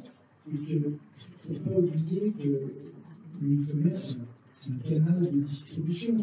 C'est pas un canal de distribution comme un autre. Hein. Il y a toutes ces particularités qui sont pas mal techniques. Par contre, tous les aspects culturels, il faut fatalement les intégrer. Parce que si on ne les intègre pas, on touche pas les gens. C'est aussi simple que ça. Donc, en effet, il faut bien traduire, il faut utiliser les bons termes, les bons mots, les bonnes tournures. En effet, j'aime bien utiliser de la. Nous, on est tenté, on le fait, on tâtonne. Hein. Tout à l'heure, on découvre en permanence, mais on peut utiliser des outils comme DeepL pour faire de la trad instantanée. On va résoudre 90% de la problématique, mais on ne sera jamais aussi fin et aussi percutant qu'une traduction faite par un natif du pays. Et pourtant, quand on a un catalogue de quelques centaines ou milliers de références, la tentation d'aller utiliser des outils automatiques, elle est quand même pas faible. Parce que ça coûte très très cher de faire appel à un travail, et puis les produits on en crée tous les jours. Ils évoluent, il faut tenir compte de cette complexité. Et les complexités du e-commerce, c'est la capacité que les entreprises ont à multiplier le nombre de références dispo. Je disais que je fais une référence chez Carrefour, 650 références. Quand on fait sur Amazon une marketplace, en tout le catalogue. La totalité. Et donc, d'un seul coup, on démultiplie le travail de back-office qu'il faut avoir. cette gestion du multilangue, elle est complexe, parce que dans tous, notamment sur les marketplaces, les trucs qui sont mal traduits, ça nous donne moyennement envie. En général, on se dit, tiens, si le produit est le reflet de la traduction, c'est un moyennement envie. Et donc, toute cette somme de petits détails fait qu'à la fin, on séduit les gens, et on déclenche un acte d'achat. C'est la même chose que pour le retail physique, la qualité d'un packaging. On est à peu près dans les mêmes parallèles. Il y a la pertinence d'impact, sa visibilité dans un linéaire, la qualité de l'information des visuels quand on est dessus. On va retrouver strictement la même chose sur le e-commerce, la qualité des photos, la simplicité des vidéos, la pertinence des textes, des points, enfin, tout ça. Et c'est ultra important. Mais encore une fois, on revient aux fondamentaux de la vente. C'est un produit pour le bon endroit, au bon moment, pour les bonnes personnes. Et il ne faut pas perdre sa vie parce que c'est la base. C'est la vente, et ça reste en basique, et ça reste un peu immuable. Pour le coup, que ce soit du e-commerce, de retail ou de la vente en B2B, c'est fondamental là, pendant une naissance. Je me permets de rebondir là-dessus. Donc, justement, je pense que c'est un peu plus. Enfin, c'est différent quand on se sert d'une marketplace comme Amazon pour vendre ses produits, parce que bon, la traduction, elle joue quand même un rôle, ok, mais on a déjà la légitimité du site Amazon qui n'est pas un site frauduleux. Nous, on a notre propre site. Eminza, pas forcément connu. Quelqu'un vient sur notre site parce qu'il nous a vu sur Shopping pour être sûr qu'on est pris au sérieux et qu'on n'est pas considéré comme un site frauduleux. Il est très très important justement d'avoir les bonnes traductions, par exemple d'avoir des labels e-commerce qui sont utilisés dans les pays. Des labels comme Trusted Shops ou Google Avis, c'est pas les mêmes dans les pays. Donc en fait ça, c'est sûr que pour nous c'est vraiment un enjeu peut-être encore plus important parce qu'on est moins connu en fait, on se sert pas de la notoriété d'un site style Amazon. Et petite anecdote justement par rapport à cette tentative de utiliser des outils de traduction comme DeepL. Dans mon parcours avant, je travaillais pour les marques américaines, donc entre autres Patagonia ou Columbia Sportswear, et j'étais dans les équipes contenu. Et donc en fait les Américains justement typiquement, des fois ils mettaient en ligne des nouvelles catégories de produits parce qu'ils existaient aux États-Unis. Et sans nous le dire, ils traduisaient ça avec Google Translate ou DeepL. Donc, par exemple, la catégorie des vêtements d'entraînement, donc training en anglais, ils ont traduit par formation. Alors voilà, super, sur un site de vêtements de sport, tu trouves la catégorie formation parce que Google Translate a traduit training par formation, alors que bon, c'est plutôt du work, enfin voilà, de la course à pied. Donc, et donner un autre exemple, donc nous on a 10 000 références sur notre site aujourd'hui en catalogue, et en fait tout est traduit en interne. Donc on ne fait pas appel à des traducteurs externes, on traduit par nos équipes internes qui sont des équipes de langue maternelle et c'est des équipes qui s'occupent aussi du service après-vente et j'ai jamais vu dans une autre entreprise ce format. Donc avant les autres entreprises où j'ai travaillé c'était externalisé. Là aujourd'hui c'est une chance énorme parce qu'en fait on a l'équipe de service client qui traduisent les produits. Quand ils ont un appel ils les connaissent par cœur parce qu'ils les ont traduits. Et en fait, après, c'est aussi vraiment des informations ultra précieuses. Là, actuellement, il y a la grève en Espagne. Il y a des problèmes de transport. Et avant même que les transporteurs nous ont informé qu'il y a des problèmes de livraison, en fait, les nanas qui sont dans notre équipe Espagne, elles ont de la famille en Espagne, nous ont dit il y aura des grèves, on a pu mettre un message sur le site comme quoi il y a des soucis. Donc c'est vraiment quelque chose de précieux voilà, que je trouve qu'il est souvent sous-estimé. Pour finir. Je rebondis sur un sujet qui a été évoqué. Sur les traductions, il y a l'avantage d'avoir des natifs capables de traduire correctement plutôt que des logiciels, etc. Et ça va assez loin, parce que c'est aussi, en plus de traduire correctement, pour écrire pour le web, c'est une science en fait. Maintenant, il y a des gens qui écrivent spécifiquement pour Internet. pour être bien référencé en SEO. Et si vous traduisez correctement, mais littéralement, un texte en français pour une fiche produit en allemand, il y a très peu de chances qu'elle ressorte bien sur Google Allemagne, parce que c'est pas les bons mots-clés que vous allez utiliser. Et du coup, en fait, on fait appel à des gens qui sont de plus en plus professionnels, en plus, sur l'écriture SEO pour les marchés internationaux. Donc c'est à prendre en compte parce que ça peut être coûteux. Parce que c'est pas, comme j'ai dit, c'est pas une traduction une fois. Pour les SEO, c'est de plus en plus important d'avoir un contenu qui est mis à jour très régulièrement sur le site. Sinon, on ne ressort pas.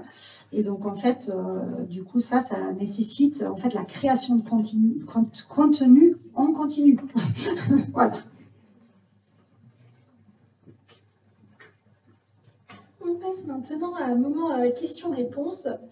Pour répondre à vos questions par rapport aux défis liés aux particularités culturelles des différents pays clients et aussi rebondir si vous avez encore des questions ou des interrogations par rapport aux autres défis.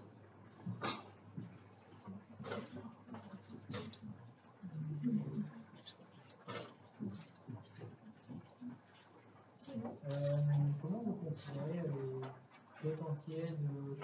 potentiel des, par exemple, des pays de l'Est ou bosser avec, voilà, avec l'Europe de l'Est et tout? J'ai l'impression que c'est toujours des marchés qui sont un peu j'ai l'impression pas essentiels et puis finalement certaines boîtes qui en profitent du coup. Voilà.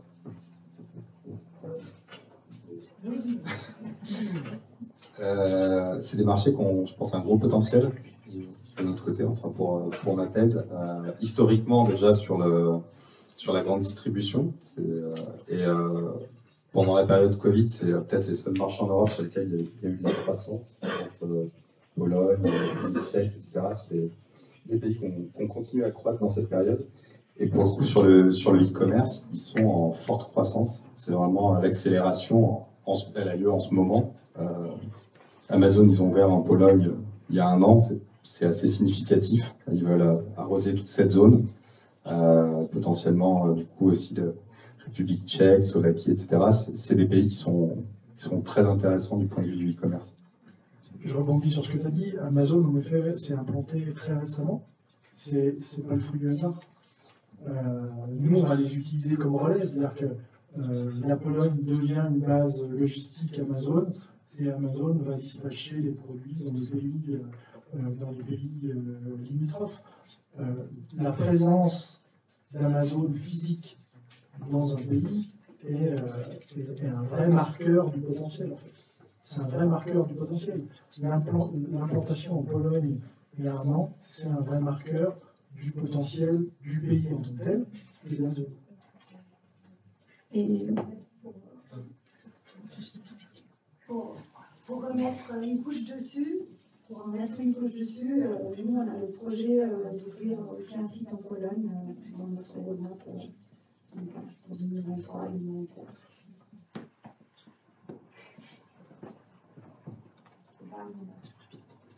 Oui. Vous expliquez que du coup, vous alliez, quand vous adaptez par exemple l'histoire du sapin en Allemagne ou en France, au niveau de la communication et de la mise en avant d'un produit. Mais du coup, est-ce que aussi vous adaptez finalement les produits que vous vendez dans les pays en fonction de la culture, je suppose, du marché? Et finalement, qu'est-ce que ça inclut dans votre travail? Est-ce que c'est un gros ajustement ou des fois c'est relativement similaire? Et je pense que ça va dépendre aussi du produit qui est vendu.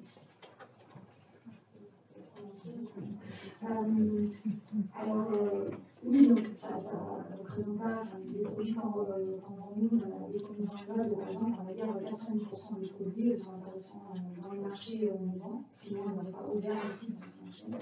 Mais typiquement, on a commencé pour l'Italie, on travaille avec des fournisseurs de linge de lit, et on a un certain point maintenant, parce que le site existe depuis 10 ans, donc on a un certain point auprès de ces fournisseurs. Et on leur demande maintenant, sur des cahiers des charges, de créer du linge de lit avec les dimensions, par exemple l'Italie. Donc ça va venir et on travaille là justement là-dessus pour le développer. Parce que les fournisseurs à la base, c'est des solutions plutôt pour le marché français. On essaie de développer ça justement. C'est encore une fois une question d'adaptation. Nous, on est accessoiriste informatique. Donc, Les ventes de tablettes marque modèle ne sont pas tout à fait les mêmes en Espagne, en Italie, en Allemagne, en France, même s'il y a forcément un cas, ça arrive 80% qui sont communes, puis 20%, donc ça glisse un petit peu sur le côté. Donc on adapte forcément l'offre, ou on restreint l'offre pour tel pays. Encore une fois, c'est de l'adaptation basique. Nous, on vend, comme Samsung, le Tab A. Si en Allemagne, c'est la Tab A8, le best-seller, il faut qu'on ait ce produit en Allemagne. Si en France, c'est la S8, la fois la S8, nous qui sommes accessoiristes, on dépend d'un produit maître qui n'est pas vendu par nous, donc on se doit d'adapter l'offre en fonction du marché maître, qui est celui de l'informatique mobile, des téléphones, des PC, des tablettes. Donc forcément, cette adaptation. Sur les fournitures scolaires, historiquement, il y a pas mal cet enjeu-là, même avant le e-commerce. Du coup, en effet, il y a c'est au niveau du marketing que ça se joue beaucoup, mais il y a des habitudes d'achat de listes scolaires qui sont différentes. En France, on est les champions du monde de la liste scolaire la plus compliquée. Donc, la plus variée, etc. Il y a des pays où ils achètent beaucoup plus facilement des packs. Les Anglais, ils ont vraiment des packs par niveau, par exemple les sets de géométrie, des choses comme ça qui sont très normés et sur lesquels du coup on arrive à produire des produits et avoir une visibilité générale sur leur vente. Ce qui est intéressant avec le e-commerce, c'est que du coup en fait on commence à avoir des hybrides, c'est-à-dire qu'un set de géométrie anglais, si on le trouve joli, d'un coup on essaye de le vendre en France, parfois ça marche, puis on commence à lancer des nouvelles références. Donc ouais, c'est une diversité qui est intéressante, qui existe et puis qui bouge un peu.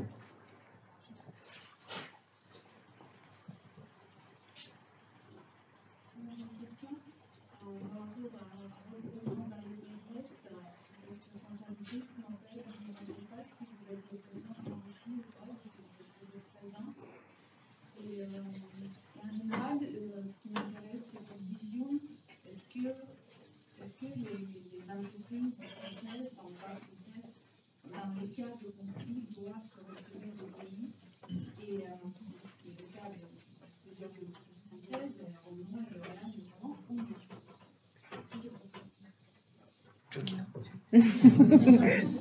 Bon, pas de joker. On est présent en Russie, ouais, on a une filiale, on a pas mal de collègues russes.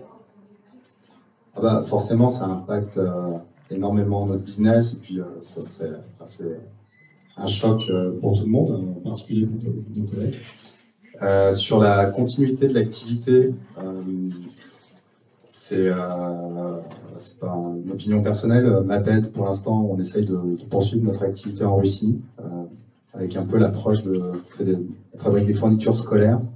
C'est vraiment pas pour nous le plus gros marché, mais on voit pas trop d'intérêt de priver les élèves russes de nos fournitures, et on sent pas notre impact politique en retirant des tailles-crayons pour être fort. Donc c'est plutôt du côté des élèves russes que de très loin de Poutine. Nous, on n'est pas exposé à la Russie, on n'est pas présent en Russie, donc la question ne se pose pas. Mais difficile votre question, parce qu'elle est éthique et humaine. Et c'est important d'avoir de l'éthique dans nos affaires, parce que ça permet d'avoir des stratégies long terme qui sont stables. En effet, le manque d'éthique pose souvent des problèmes et génère dans les entreprises du chaos et des problématiques. Après, c'est aussi une problématique économique.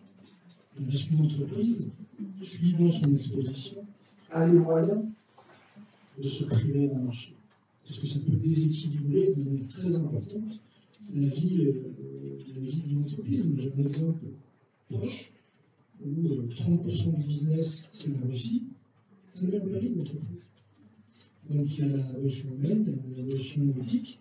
Et cette notion humaine, elle se transpose potentiellement ici, en local.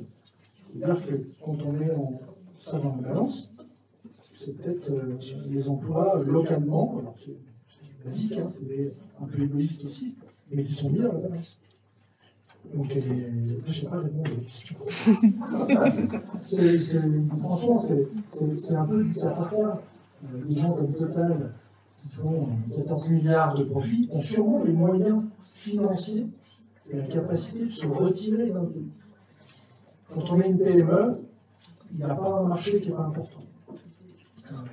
Demain, si on me dit qu'il y a un problème en Allemagne ou en Espagne ou en Italie, je dois me retirer du pays, mon résultat va peut-être passer à zéro du jour au lendemain parce que je me suis retiré du pays. Et d'un seul coup, je mets 30 ans de travail en péril. Donc, vachement compliqué de trancher de manière globale. C'est vraiment des choix qui sont au cas par cas, c'est le choix de la peste ou du choléra. Hein. C'est fatalement un choix qui est égoïste à un moment ou à un autre, mais c'est pas pour autant qu'on ne prend pas en compte la difficulté, la souffrance d'un peuple. Enfin, c'est des choses qui sont très distinctes, mais c'est vachement difficile de trancher de manière globale.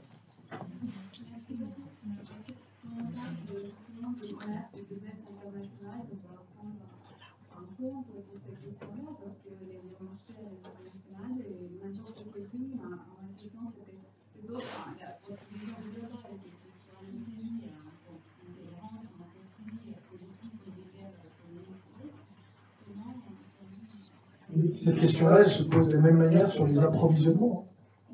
L'éthique, pas côté vente, mais côté achat. Elle se pose de la même manière.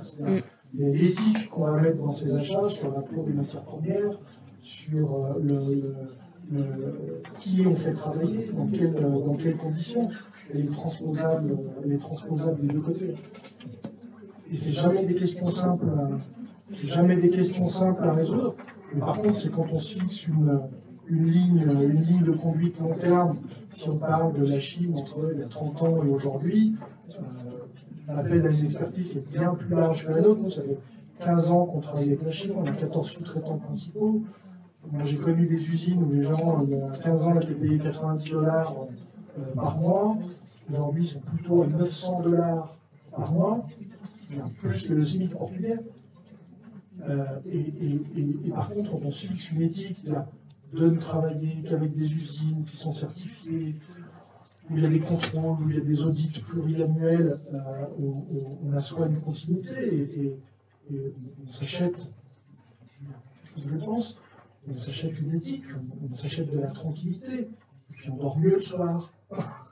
Et puis ça se revendique aussi dans la vente, c'est-à-dire qu'on a un business qui est propre. Voilà.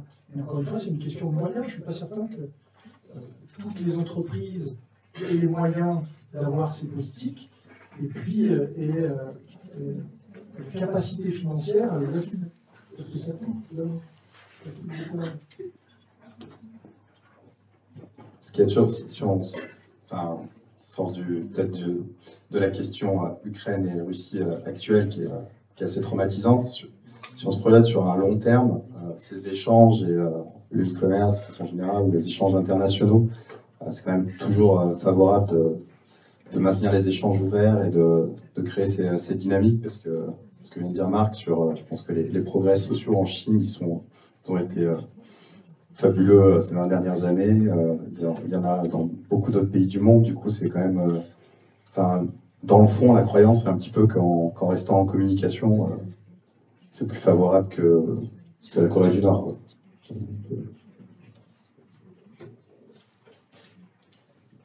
Qui fait de l'excellent développement pour la Corée du Nord.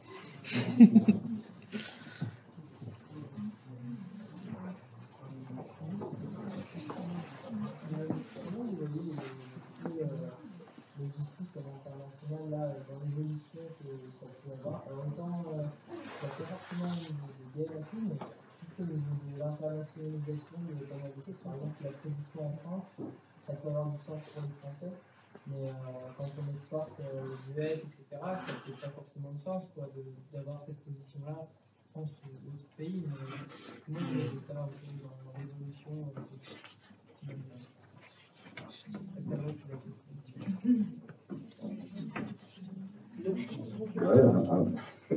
C'est un premier élément de réponse. Je ne sais pas si tu as l'évolution en tête, l'évolution des prix du transport mondial pendant le Covid, enfin après Covid, en gros, un conteneur qui vient de Chine coûtait, je pense à une époque, $1 500. Et il est pas loin de 15 000 euros. 15 000 $, pardon, aujourd'hui, en 1 an et demi en gros. Donc la problématique du transport, elle a complètement changé. Le fait de fabriquer plus proche de ces points de vente, ça redevient un enjeu. Et après, si tu vends sur différents marchés, en étant seulement présent en Europe aujourd'hui, ça peut être intéressant, je pense, de rapatrier certaines productions pour des entreprises. Quand tu es sur plusieurs marchés, maintenant la logique c'est peut-être d'avoir des points de production un peu rapprochés de tes marchés, donc potentiellement un point aux Amériques, un point en Asie et un point en Europe. Mais le changement du prix du transport est en train de complètement rabattre les cartes de ces problématiques-là. C'est une problématique qui est titanesque en fait. Nous, 60% de notre chiffre d'affaires est lié à la prod trop facile. On a 2 usines en France, vous avez 40% du chiffre global. La problématique du prix du transport, c'est que dans un conteneur, on a toujours le même volume de produits. Donc les produits, avant on allait en Chine pour une question de coût de main-d'œuvre. Aujourd'hui, on reste en Chine pour de la maîtrise technique, qui est souvent très supérieure à celle que l'on trouve ici. Donner l'exemple de Mobilis, on a démarré, nous, il y a 4 ans, un projet de la construction d'un nouveau siège social et d'une nouvelle usine ici. Et donc, dans ce projet-là, l'usine, c'était de rapatrier de la prod qu'on avait en Chine chez des sous-traitants. On a démarré cette prod une semaine avant le premier confinement. On a pris livraison de l'usine. C'est les détails qui nous emmerdent, mais on a pris livraison de cette usine. Le challenge, quand on a démarré ce projet, c'était de se dire on va fabriquer des produits en France dont le coût complet rendu, c'est-à-dire coût produit Chine, plus transport, droit de douane, ainsi de suite, si on est à 10-15% de plus que le prix chinois, parfait, tout va bien. Le projet, il est viable. Aujourd'hui, on est moins cher quand on fabrique en France qu'en Chine, sur le coût complet du produit, sur le coût rendu. Parce que quand le prix du transport, quand le prix d'un conteneur a fait, suivant les zones, entre x6 et x10 dans la période, aujourd'hui, nous, le coût produit d'un produit qui arrive de Chine, c'est 40% du coût produit, c'est du transport. Donc en fait, à partir du moment où on relocalise, mais qu'on distribue localement, c'est-à-dire si c'est fait en France, en effet, pour renvoyer les produits à l'autre bout de la planète, ça n'a aucun intérêt. Mais si on adresse un marché local, aujourd'hui, d'un seul coup, ça a tout changé, ce coût du transport, et ça permet de fabriquer localement. C'est pour ça qu'on entend de plus en plus le Made in France, le Made in France, le Made in France, parce que ça devient de nouveau économiquement possible. Parce que la part du transport international a tellement explosé qu'à l'inverse, ça rend très peu compétitifs les produits qui viennent d'autre part. Je peux juste vous rejoindre là-dessus. Voilà, là-dessus, on a eu les mêmes problématiques liées au coût du transport, puisque les produits arrivent aussi, entre autres, de Chine. On a des produits qui sont fabriqués en France, des produits qui sont fabriqués en Chine. Donc, on a ces points-là. De mon parcours, des autres entreprises où j'ai travaillé auparavant, donc, je connais aussi cette problématique en fait qui est liée au savoir-faire et à la technicité, qui fait que, mais ça c'est un secret, donc voilà, c'est que de rapatrier la production de certains produits est très très compliqué aujourd'hui. Justement, quand je travaillais pour Patagonia, c'est une entreprise qui fait beaucoup d'efforts en termes de RSE. Et en fait, le savoir-faire pour la fabrication de certains produits textiles très techniques, donc des vestes très techniques, des skis, etc., est devenu très très compliqué. Donc de leur côté, par exemple, pour faire fabriquer aux États-Unis, en revanche, c'est une marque américaine, En fait, le début, c'était de faire fabriquer des t-shirts et des sweatshirts, parce que c'était moins technique. Ultra basique. Ouais, ultra basique. Mais du coup, la technicité, ça a été perdu. Donc ça représente un autre défi, en fait. Donc, c'était alors les 3 principales thématiques de challenge que peuvent rencontrer les entreprises lors du déploiement des ventes en ligne sur le marché international. Donc, comme on a vu, selon le partage d'expérience de Guillaume, Amina et Marc, c'est vraiment beaucoup de bon sens, de l'adaptation continue et aussi un suivi régulier des différentes particularités en fonction des pays, de la clientèle et de la langue. Et donc pour conclure, j'aurais une dernière petite question qui est par rapport à l'importance de la RSE dans le cadre du e-commerce international aujourd'hui.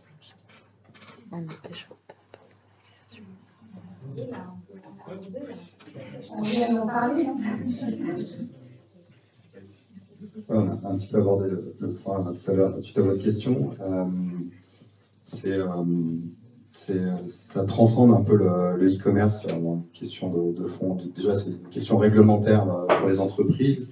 Et puis, comme vient d'expliquer Marc tout à l'heure, c'est en plus c'est vertueux parce que ça fait repenser beaucoup les process. Ça peut être source d'économie. L'exemple que tu viens de citer sur une rapatriation de production, c'est pareil sur des productions. Parfois, on produit beaucoup de produits en plastique chez Maped pour les manches, des ciseaux, les compas, etc. Et on cherche des nouvelles solutions sur des biomatières, des choses comme ça. Et parfois, en fait, on s'aperçoit que sur certaines technologies, on arrive sur des matériaux un peu plus vertueux, finalement, à des prix similaires. Donc ça fait un peu repenser des idées reçues, puis retravailler l'ensemble. Donc, problématique très intéressante. Le challenge RSE du e-commerce, c'est un truc innovant et qui nous oblige à avancer à marche forcée, c'est-à-dire que ça oblige à repenser les modes de production, le choix des matières, utiliser des matières recyclées. Nous, l'usine qu'on a à Annecy, maintenant, on a 0 déchet. La totalité des déchets sont remis dans les cycles de production sur des aspects de plasturgie. La capacité qu'on a demain à reprendre des produits, à recycler les produits, à les revaloriser. Le e-commerce, il nous oblige, mais au-delà du e-commerce, de toute façon, toute l'entreprise, la notion de RSE, elle est majeure, elle est centrale, parce que plus personne ne veut venir travailler dans une entreprise qui n'a pas de politique RSE, c'est aussi simple que ça. Je suis sûr que si je vous demande de lever le doigt, si demain vous cherchez une entreprise, si vous trouvez une licence, que l'entreprise est ultra polluante, que vous ne direz pas. 90% d'entre vous, certains ne vous direz pas. Donc ça nous oblige à repenser les process, notre licence, notre prod en local, distribuer correctement, repenser le packaging. On est obligé de faire tout ça. On est obligé, on doit le faire. Au-delà de dire que c'est bon pour la planète, de toute façon, on n'a pas le choix. Les entreprises qui ne le font pas, et c'est bien au-delà du commerce, ne survivront pas très longtemps, c'est pas possible. Et puis l'avantage que ça a d'enclencher des politiques de e-commerce fortes, ça permet de générer des mouvements d'adhésion forts au sein de l'entreprise. Ça mobilise les équipes, et puis ça mobilise la créativité. C'est-à-dire qu'on est obligé de tout réinventer. Les produits, les process, les pathologies, la logistique. Il n'y a pas un pan de l'entreprise qui n'est pas touché par ça. Donc ça fait bouger le monde, de tout le monde. Et dans ce sens-là, c'est génial. Une petite anecdote encore, on essaie aussi de faire des efforts dans ce sens. C'est pas toujours facile parce que le coût d'être, j'ai pas les bons mots en français on va dire, mais des fois de suivre en fait voilà, une bonne éthique, ça a un coût supplémentaire, des fois malheureusement toujours, on est toujours un peu en retard. Là, on était justement en conversation avec Suisse Post pour la livraison suisse, et bien, en fait, on s'est rendu compte, c'est pas pour ça qu'on le fait, mais on s'est rendu compte que